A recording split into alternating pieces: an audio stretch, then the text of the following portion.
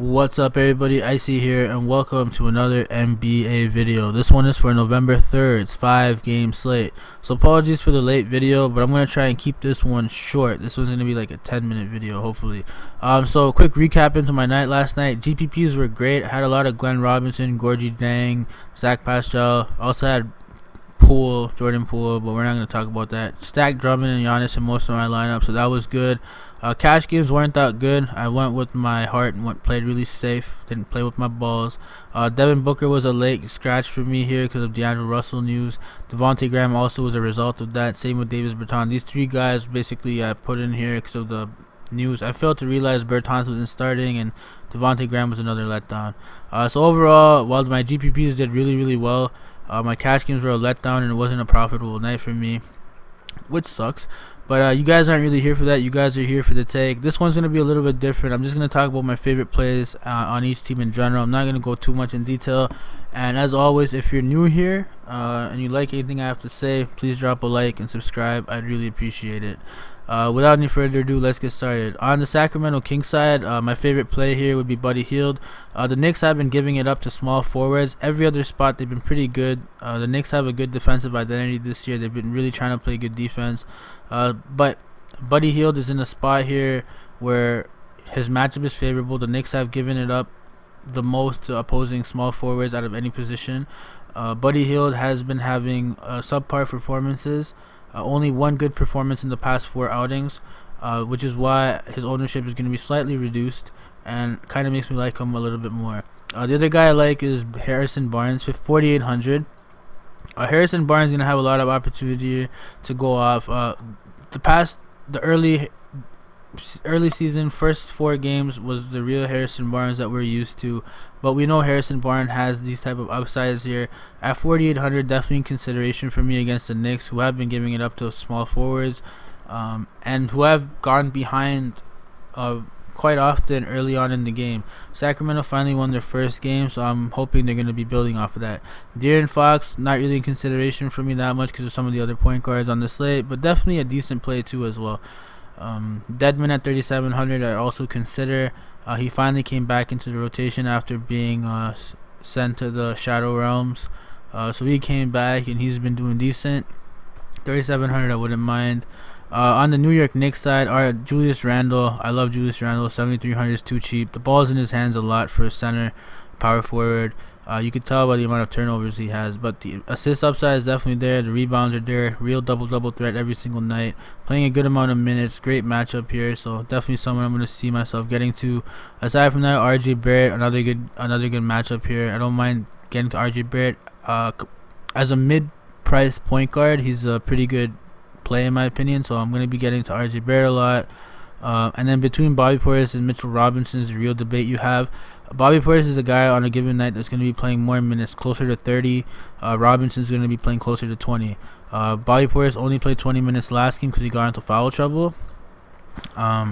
And even then, Mitchell Robinson wasn't able to take advantage of that because he messed up his finger. But Mitchell Robinson has real tremendous fantasy upside. Even in limited amount of minutes, he kills it. So definitely in consideration. If Bobby Portis gets into foul trouble, then he's definitely going to see a huge amount of increase in minutes and usage. So definitely in that regard, a GPP play for sure. Marcus Morris, another guy that's seeing a lot of minutes, that's really changed the defensive identity of this team. Him, Bobby Portis, and Randle have really changed the way the Knicks are playing games these days. They've been more competitive, and a lot of these games the Knicks should have won. It was very tight and close towards the end. Marcus Morris is a big part of that. Of course, the last game he played was a revenge game narrative. The revenge game narrative, it's not an everyday thing that Marcus Morris is going to go out there and do that, but he definitely has that upside. So he's someone that I'm going to be considering as well. Kevin Knox coming off the bench, 3,700. He's put in a string of great games. And by great games, they're not super good, but for his price point, they're decent and they're consistent. Only one game where he got 16 DraftKings points against Boston. Aside from that, he's been getting around 20 to 24 DraftKings points, and that's pretty much what you need for this price to get 6x. So definitely in consideration in that regard. Aside from that, Ntilikina is going to be starting, and Ntilikina is, last game did really well, previous game did really well. If he's going to be seeing this amount of minutes at this price point against the Kings, definitely 100% in play for me and probably one of my favorite punts to go to. The next game, the Houston Rockets versus the Miami Heat. Houston Rockets, Westbrook, Harden are my two top plays in general. But Westbrook would take the cream of the crop here with the 9,100 price point, 1,500 price point difference. He's just been super consistent to start the season. Every single game, he's been over 55 DraftKings points, or 50 DraftKings points, I should say. The one game was a revenge game, go figure. But yeah, Russell Westbrook has been very consistent. 9,100 is too damn cheap for him. Russell Westbrook's a 10K player, a real triple-double threat every single day he's on the court. He could also get you a good amount of steals, and he's been very efficient with his shots. So Russell Westbrook would be my favorite play on the Houston Rockets. Of course, James Harden has a tremendous upside. Aside from James Harden, PJ Tucker and Daniel House Jr. are the two guys that have been getting it done. Both of these guys have been very productive in their own regard. PJ Tucker has been very efficient with the shooting. Daniel House has been getting peripheral stats as well as getting buckets. So both of these guys are in consideration in some capacity. However, at these price points, they're finally priced high enough where I might go somewhere else. Honorable mention to Eric Gordon, who's very shooting dependent. He's still taking a good amount of shots, and this price point is very enticing. However, he's very shooting dependent. Miami Heat, we don't really know who's going to start between Butler and Winslow, or they might both not start. In any case, I like Kendrick Nunn. I don't care who's starting, who's not starting. Kendrick Nunn's the one sure bet I have here, and Bam Adebayo. Both of these guys I like. 5,700 for Nunn. Yeah, the price is getting up there, but this kid has tremendous upside. Again, he's 24 years old. He's not your typical rookie. He's been playing college ball at a high level for a really, really long time, and he's been very, very aggressive. He's taking a high volume of shots. I don't expect that to change. He's been very efficient going back to preseason.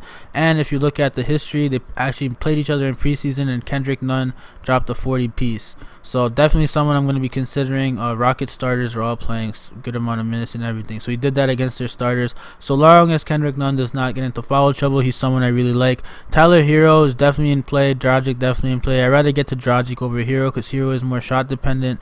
Dragic is a more consistent force, especially with Winslow and Butler missing. They're going to need Dragic's leadership more and more on the court. So definitely he's going to be in play in that regard. Bam at 7,900. I might look past, but he's going to be in play. I might get to some other guys, so I might not get to as much Bam as I have been in the past. He's been one of my more favorable players to play throughout the whole season.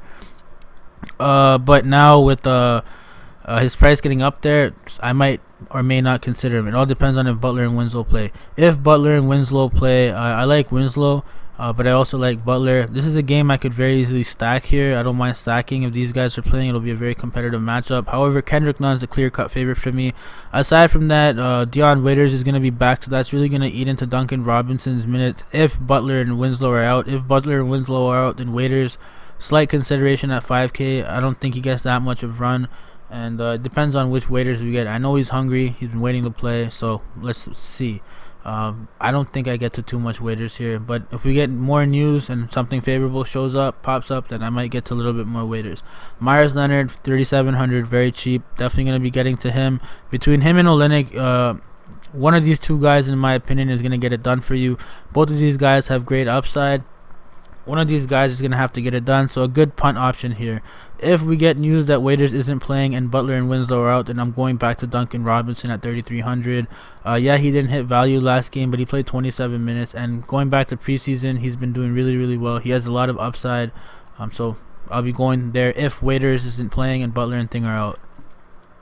Lakers and San Antonio. On the Lakers side, honestly, Anthony Davis would have to be the guy I really, really like. LeBron James I'll be considering as well, but LeBron James basically comes into play if anything happens to Anthony Davis. So far, LeBron's has really been making it an emphasis to try and get Anthony Davis get going. At 10-2 is very cheap. Definitely getting myself to a lot of AD. He's just he fills up the stat sheets, man. It's Anthony Davis. Definitely playing Anthony Davis.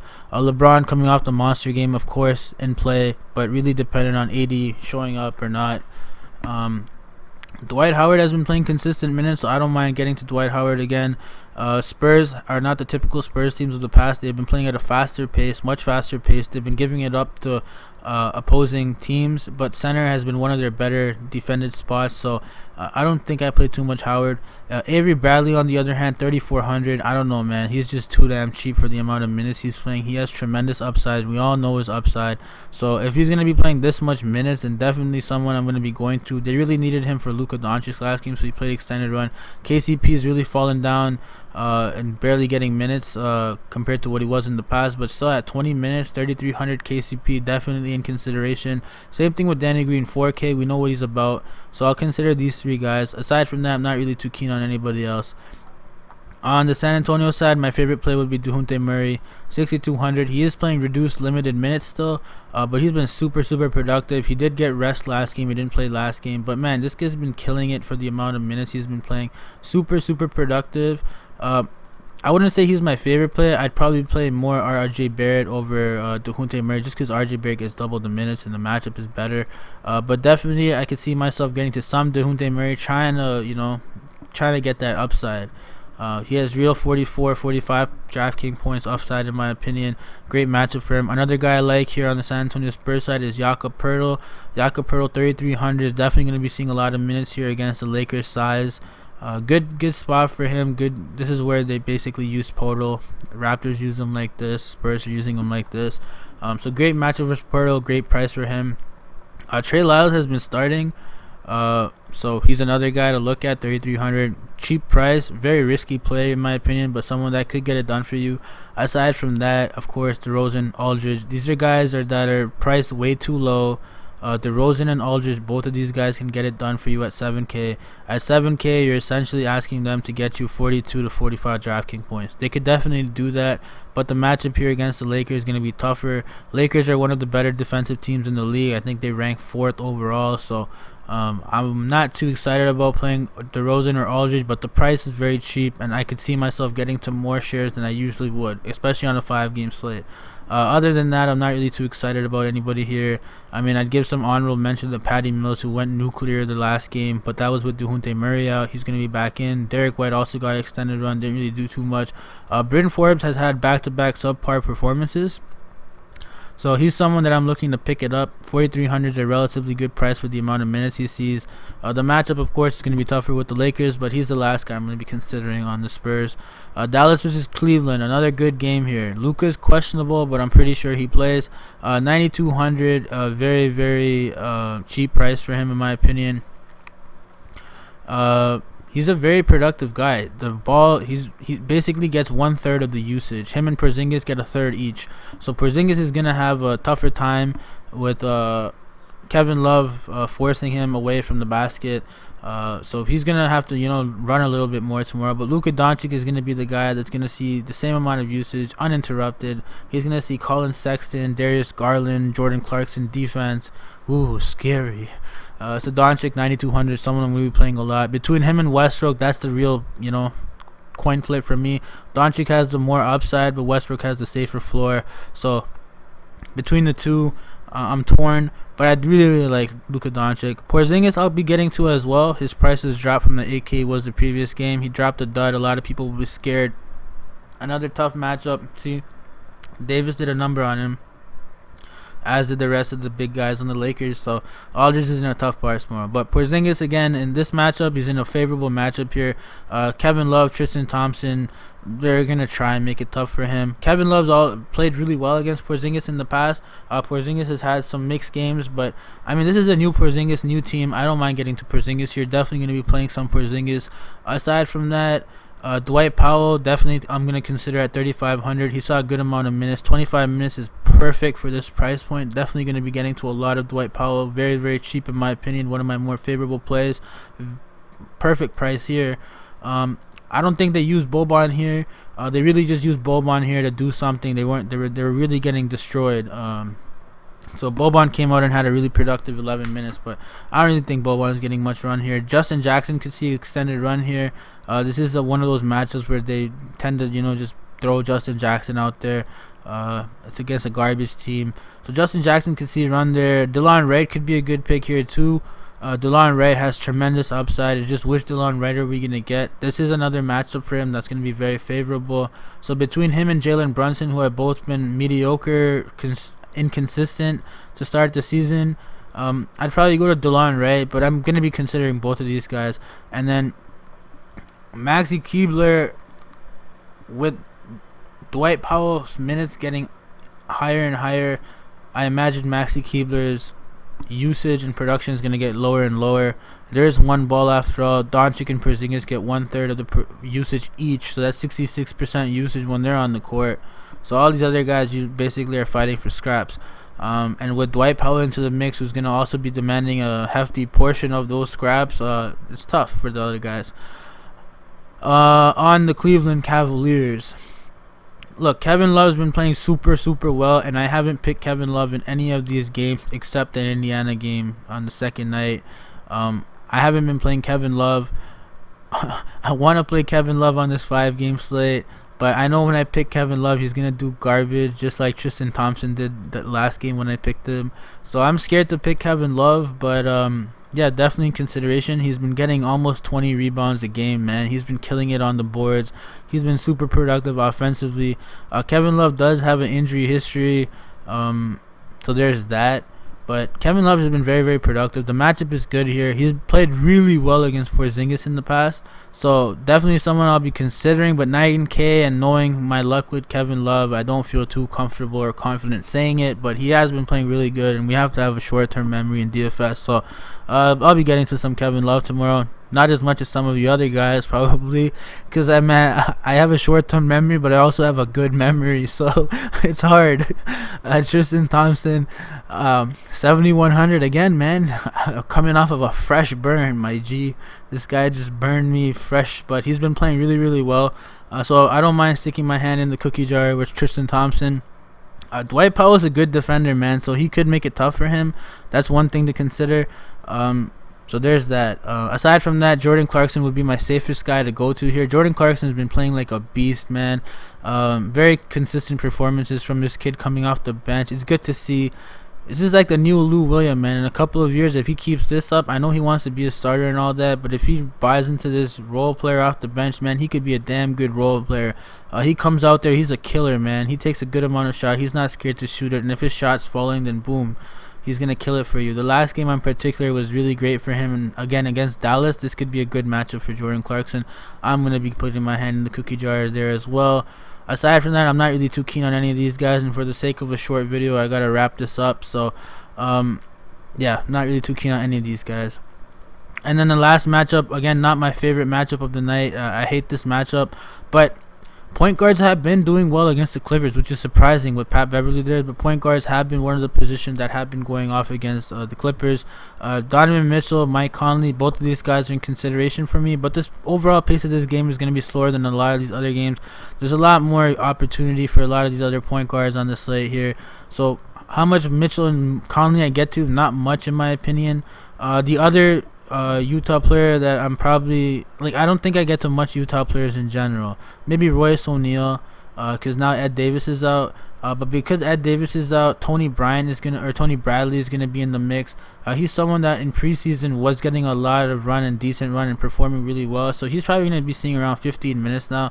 I mean, historically the Jazz have been very stingy when it comes to giving backups minutes. So this guy is not going to be seeing much minutes, but even in his 15 minutes, he could be productive. So definitely something to consider. Aside from that, not really too keen on anybody. I mean, Rudy Gobert definitely could have a good game here. They've already played the Clippers the previous game, but Kawhi wasn't in that game, so can't really use that for much. Rudy really seemed disinterested in that one. So, I mean, Rudy could have a good game. But, yeah, Donovan Mitchell, Mike Conley, Rudy Gobert would be the guys. I mean, they pretty much are the guys.